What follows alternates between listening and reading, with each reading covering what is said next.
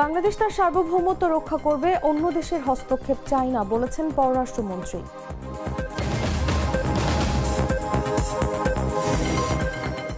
2006 সালে নিয়োগ বাতিল হওয়ার 650 এসআই চাকরি ফেরত পাবেন জানিয়েছেন স্বরাষ্ট্রমন্ত্রী।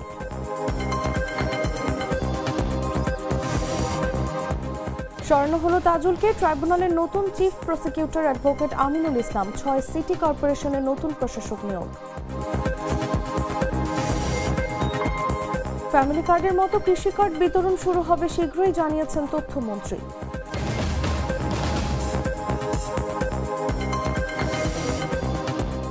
এবং রিপোর্টে গোমর ফাঁস, ভারতের শীর্ষ গরুর মাংস রপ্তানিকারকের সর্বোচ্চ অনুদান পায় মোদির বিজেপি।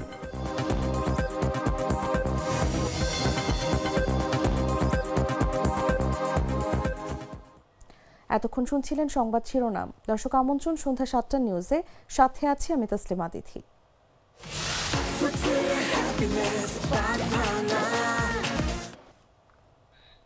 চলে যাচ্ছি পুরো খবরে। পররাষ্ট্রমন্ত্রী ডক্টর খলিলুর রহমান বলেছেন, বাংলাদেশ তার স্বাধীনতা ও সার্বভৌমত্ব রক্ষা করবে এবং অভ্যন্তরীণ বিষয়ে অন্য দেশের হস্তক্ষেপ চাইবে না। একই সঙ্গে বাংলাদেশ সব দেশের সঙ্গে বন্ধুত্বপূর্ণ ও পারস্পরিক লাভজনক সম্পর্ক গড়ে তুলতে প্রতিশ্রুতিবদ্ধ। সোমবার পররাষ্ট্র মন্ত্রণালয়ে বিভিন্ন দেশের রাষ্ট্রদূতদের সঙ্গে বৈঠকের পরে সাংবাদিকদের সঙ্গে আলাপকালে এমন মন্তব্য করেন তিনি।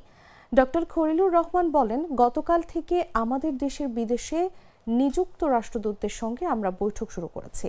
আমরা তাদের কাছে আমাদের সরকারের বৈদেশিক নীতির আউটলাইন তুলে ধরেছি। পররাষ্ট্রমন্ত্রী বলেন, আমাদের মোটো হচ্ছে বাংলাদেশ ফার্স্ট, সবার উপরে থাকবে বাংলাদেশ।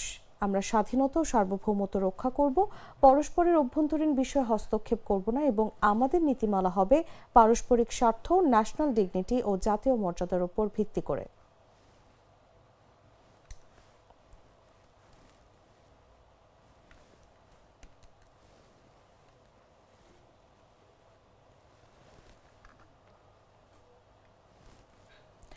দলীয় নিয়োগের অভিযোগ এনে 2006 সালে চূড়ান্ত নিয়োগ বাতিল হওয়া পুলিশের প্রায় 650 জন এসআই ও সার্জেন্ট অবশ্যই চাকরি ফেরত পাবেন বলে জানিয়েছেন স্বরাষ্ট্রমন্ত্রী সালাউদ্দিন আহমদ।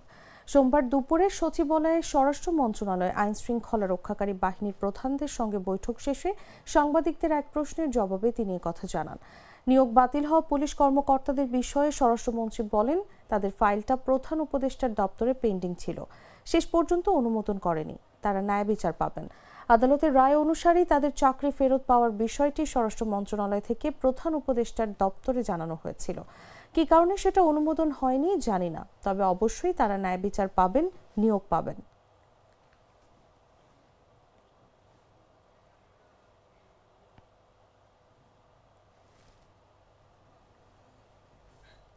আন্তর্জাতিক অপরাধ ট্রাইব্যুনালের চিফ প্রসিকিউটর তাজুল ইসলামকে সরিয়ে দেওয়া হয়েছে। তার জায়গায় নতুন চিফ প্রসিকিউটর হিসেবে নিয়োগ পেয়েছেন অ্যাডভোকেট আমিনুল ইসলাম। আমিনুল ইসলাম আগে বিএনপি চেয়ারপারসন ও সাবেক প্রধানমন্ত্রী খালেদা জিয়ার দুর্নীতি মামলায় তার পক্ষে আইনজীবী দলের সদস্য ছিলেন। ওই মামলায় খালেদা জিয়া কারাদণ্ড পান। সোমবার এ বিষয়ে প্রজ্ঞাপন জারি করে আইন মন্ত্রণালয়। প্রজ্ঞাপনে জানানো হয়েছে, ট্রাইব্যুনালের বর্তমান chief prosecutor advocate Mohammad Tajul ইসলামের নিয়োগ বাতিল করেছে মন্ত্রণালয়। জুলাই গণ অভ্যুত্থানের পর আন্তর্জাতিক অপরাধ ট্রাইব্যুনালে চিফ প্রসিকিউটর হিসেবে নিয়োগ পান তাজুল ইসলাম। তার নেতৃত্বে মানবতা বিরোধী 3টি মামলা নিষ্পত্তি করেছে প্রসিকিউশন।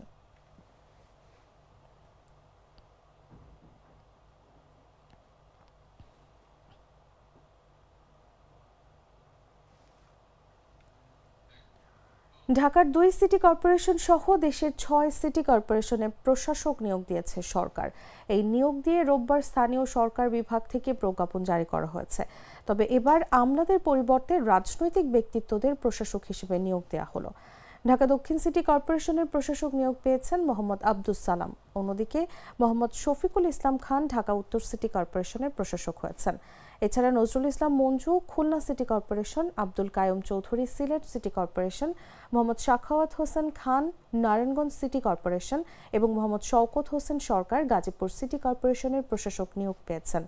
স্থানীয় সরকার অধ্যাদেশ 2024-এর ধারা 25 ক এর উপধারা 1 অনুযায়ী কর্পোরেশন গঠিত না হওয়া পর্যন্ত বা তাদের সিটি কর্পোরেশনগুলোতে পূর্ণকালীন প্রশাসক হিসেবে নিয়োগ দেওয়া হলো বলে প্রজ্ঞাপনে জানানো হয়েছে।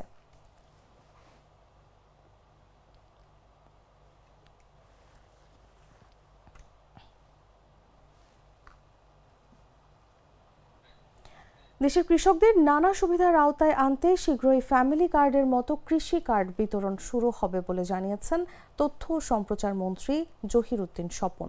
সোমবার সচিবালয়ে কৃষক কার্ড নিয়ে বৈঠকের পর মন্ত্রী কথা জানান। বৈঠকে সভাপতিত্ব করেন প্রধানমন্ত্রী তারেক রহমান। তথ্যমন্ত্রী বলেন, মূলত আমাদের কৃষকদের একটা স্মার্ট কার্ড দেয়া এবং স্মার্ট কার্ড দেওয়ার ক্ষেত্রে একটি ফ্যামিলি কার্ড নিয়ে আমরা আলাপ করছি। নীতিগতভাবে এটা আমাদের বহু আগের সিদ্ধান্ত। ইনশাল্লাহ যত দ্রুত সম্ভব আমরা ফ্যামিলি কার্ডের মতোই কৃষক কার্ডের পাইলট প্রজেক্টে শুরু করতে যাচ্ছি।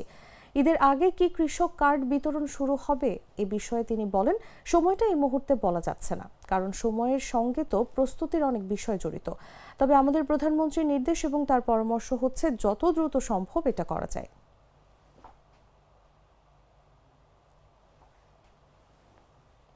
গ্লিটারের টুইন লেমন ও অ্যান্টিব্যাকটেরিয়াল ফর্মুলা বাসনকে চকচকে জীবাণুমুক্ত করে আমাদের দেয় গ্লিটার গ্যারান্টি। নড়াইল সদর উপজেলায় আধিপত্য বিস্তারের জেরে সিংহ-সোলপুর ইউনিয়নের সাবেক চেয়ারম্যান খায়ের গ্রুপ এবং খলিল গ্রুপের সংঘর্ষের ঘটনায় আরও একজনের মৃত্যু হয়েছে। এ ঘটনায় বাবা ছেলে সহ উভয় পক্ষের মোট 5 জন নিহত হয়েছেন। এতে অন্তত 6 থেকে 7 জন গুরুতর আহত হয়েছেন।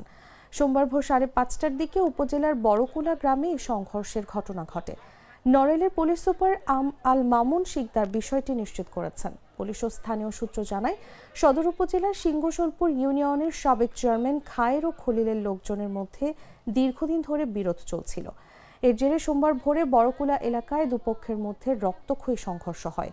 এতে দেশীয় অস্ত্রের আঘাতে ঘটনাস্থলেই খলিল গ্রুপের রহমান খলিল, তার ছেলে তাহাজ্জুদ হোসেন ও একই পক্ষের ফেরদৌস হোসেন ও তার ছেলে মুন্না শেখ মারা যান। এ সময় গুরুতর আহত সাবেক চেয়ারম্যান খায়ের গ্রুপের ওসিবুরকে উদ্ধার করে নড়াইল জেলা হাসপাতালে নিয়ে গেলে জরুরি বিভাগের চিকিৎসক মৃত ঘোষণা করেন। এখানে আমি আসার পরে শুনছি, আমি তো বাড়ি ছিলাম, আমার বাবা হচ্ছে জাম হয় যে মারা গেছে, আর যে ফুফতো ভাই আমার মারা গেছে, আর একটা হচ্ছে হসপিটালে আছে। ঠিক আছে, আমাকে ফোন দিছে, বলতেছে তোর বাইরে ঘর থেকে বেরোয় এখানে কুপায় মারতেছে। ঠিক আছে, আমি শুনে এখানে আসছি, আমার জামই বাদি দিয়েছে, আমার জামইকেও এখানে মারছে কুপায়। আর একটা ভাই ওর মুখ টুক কুপাইছে, এখানে কোপ, ও হাসপাতালে আছে, ওরও কি হয় কিছু বলা যাচ্ছে না। আর এখান থেকে আর এক চাচা আসছিল, ওনাকেও গুলি করছে, আগে প্রত্যেকটা গুলি করে নিয়েছে, তারপর হচ্ছে কুপায় মারছে। তারপরে ওনারা এখান থেকে এগুলো করার পরে যাওয়ার পথে ওদের নিজের লোককে নিজেরা মেরে হত্যা করে এখন এদের নামে ফাঁসাচ্ছে আর কি। ঠিক আছে, আমি এর সর্বোচ্চ বিচার চাই আইনের কাছে, এই হচ্ছে আমার দাবি। আজ সকাল 23শে ফেব্রুয়ারি সিংহাসনপুরে মারামারি হয়েছে দুপক্ষ। আমাদের হাসপাতালে ব্রড ডেড এসেছে একটা, এবং আমরা গুরুতর জখম অবস্থায় পাওয়া রোগীগুলো প্রাথমিক চিকিৎসা দিয়ে খুলনায় রেফার করেছি। ময়মনসিংহে ত্রিশালে দায়সারাভাবে সড়ক পাকাকরণ কাজ করার অভিযোগ উঠেছে। সড়কের শেষ পর্যায়ে কার্পেটিং এর কাজ চলছে, কিন্তু হাত দিতেই উঠে আসছে পিচ ঢালাইয়ের কার্পেটিং। এতে ক্ষুব্ধ হয়ে উঠেছেন স্থানীয়রা। 1 কিলোমিটার সড়কের প্রায় অর্ধেক অংশে কার্পেটিং করা হয়েছে। সড়কের বিভিন্ন অংশে লোকজন হাতে টেনে টেনে কার্পেটিং তুলছেন। মুঠোফোনে সেই দৃশ্যের ভিডিও ধারণ করছেন স্থানীয়রা। কার্পেটিং উঠে পড়ায় ক্ষুব্ধ তারা। স্থানীয়রা জানান, সড়কের কাজ শুরু হওয়া থেকেই ঠিকাদার নিম্নমানের সামগ্রী ব্যবহার করেন। কাজের মান নিয়ে স্থানীয় লোকজন অনেকবার প্রশ্ন তুলেছেন, কিন্তু তাতে কর্ণপাত করেননি ঠিকাদার। শেষ পর্যায়ে দায়সারাভাবে কার্পেটিং করা হচ্ছে। সড়কের ওপর থাকা ময়লা ও ধুলাবালি পরিষ্কার না করেই বিটুমিন ব্যবহার করা হয়েছে। তারা বলছেন, সড়ক পাকাকরণের নামে সরকারি টাকা লুটপাট করা হচ্ছে। পরে স্থানীয়দের বাধায় নির্মাণ কাজ বন্ধ রাখতে বাধ্য হয়েছে ঠিকাদারি প্রতিষ্ঠান। যদিও সংশ্লিষ্ট কর্মকর্তারা বলছেন যথাযথ নিয়ম মেনেই কাজ করা হচ্ছে। এই যে রাস্তাটা যে করে গেল, রাস্তাটা না করে যাওয়ার পরে 2 দিন পরে খালি চলটা উঠতে যাইতেছে। তা আমরা এটা শুরুতেই বাধা দিছি, বাধা নামাই না তারা দূর হয়ে কাজ করে যাইতেছে। তো এর পরে কাছে একদম বাধা দেওয়া হয়েছে, কিন্তু সম্পূর্ণটা দুর্নীতি চলতেছে, তারা এই টাকাগুলো লুটপাট করে খাইতেছে। এই রাস্তার কাজটা যাতে সুন্দর হয় সেটা আমরা সবাই চাই, কিন্তু রাস্তার কাজটা যেভাবে করে থেকে গেছে, আপনার উপরে নিচে বালি পরিষ্কার করে নাই, কোনো কিছু পরিষ্কার করে নাই, পরিষ্কার না করে এটার উপরে পিচ ডালে হয়ে গেছে। আগে এটা পরিষ্কার করতে হবে, পরিষ্কার করে তারপরে এটার পিচ ডালতে হবে। তারা নিজেরা ধরে নিয়েছে যে হয়তো খারাপ হচ্ছে, কারণ হাত দিয়ে তোলা যাচ্ছে, এটা চিন্তা করে তারা গত পরশু যে কাজটা হয়েছে এটা গতকাল তুলে ফেলছে। মানে 24 ঘন্টা হয়নি। আবার গতকালও যেটা হয়েছে, আমরা এখন এসে দেখছি গতকালের কাজও তারা গতকালই তুলে ফেলেছে, এরকম আমরা পাচ্ছি। এবং বিভিন্ন জায়গায় আমরা থিকনেস চেক করতেছি, সবগুলোই ঠিক পেয়েছি। এবং আমাদের কাছে মনে হয়েছে ঠিক আছে। কার্পেটিং রাস্তায় একটা রাস্তা পুরোপুরি শক্ত হওয়ার জন্য যে সময়টুকু লাগে সেই সময়টুকু পূরণ হওয়ার পূর্বেই এই রাস্তাগুলো হাত দিয়ে তারা তুলতেছে, এবং তাও এক পাশ থেকে। তো এভাবে কাঁচা অবস্থাতে যে কোনো রাস্তায় তুলে ফেলা সম্ভব। এর অর্থ এই না যে এটিতে দুর্নীতির কোনো কিছু প্রমাণ মেলে।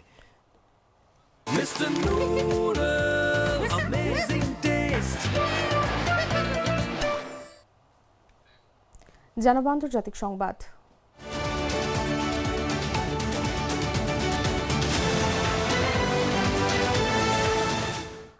ভারতের অন্যতম শীর্ষ গরুর মাংস রপ্তানিকারক আল্লানা গ্রুপ 2024-25 অর্থ বছরে ক্ষমতাসীন দল ভারতীয় জনতা পার্টিকে রেকর্ড 30 কোটি রুপি অনুদান দিয়েছে। ভারতের নির্বাচন কমিশনে জমা দেওয়া আর্থিক বিবরণীতে উঠে এসেছে তথ্য। অন্যদিকে 2025 সালে ভারতের গরুর মাংস রপ্তানি $4 বিলিয়ন অতিক্রম করেছে, যা 2018 সালের পর প্রথমবারের মতো এই সীমা ছাড়ালো।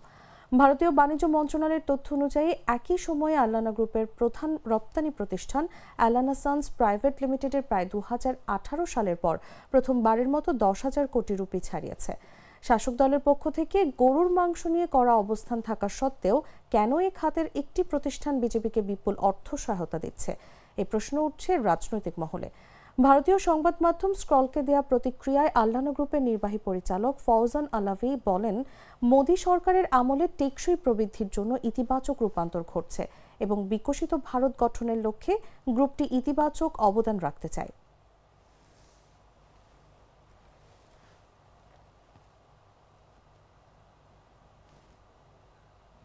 দর্শক, সংবাদ শেষ করার আগে শিরোনামগুলো জানিয়ে দিচ্ছি আরো একবার।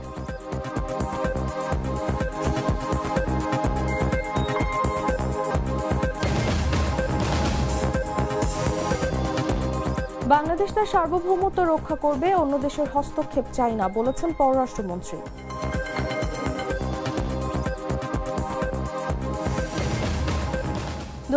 সালে নিয়োগ বাতিল হওয়া 650 এসআই চাকরি ফেরত পাবেন, জানিয়েছেন স্বরাষ্ট্রমন্ত্রী।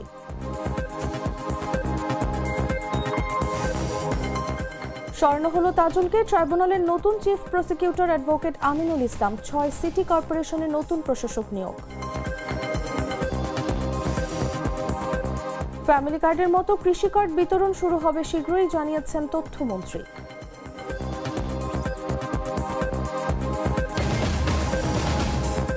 এবং রিপোর্টে গোমর ফাঁস, ভারতের শীর্ষ গরুর মাংস রপ্তানিকারকের সর্বোচ্চ অনুদান পায় মোদির বিজেপি।